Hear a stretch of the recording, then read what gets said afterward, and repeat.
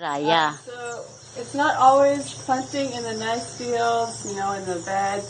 We have to get our hands dirty too. So right now, we're in the goat house. We're safe-proof.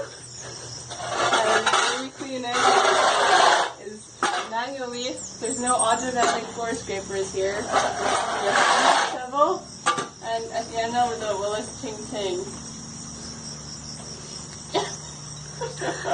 Okay. Over now. It's fun though. It's like you know, vacuuming.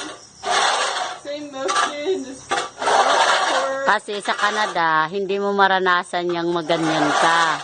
Ngayon, naranasan mo ng magganyan, mag-clean ng ganito, yung madudumi, para maisip mo, ganito pala ang buhay ng mahirap.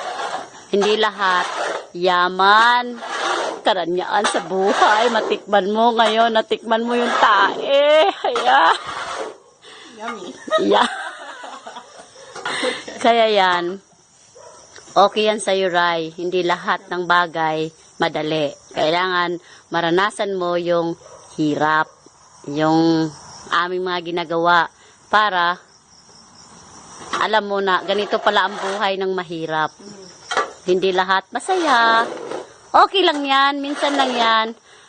Katapos niya, nauwi ka na sa Canada, balik ang kutis, balik ang saya, balik ang luho. Thanks God. Thank you very much for helping me.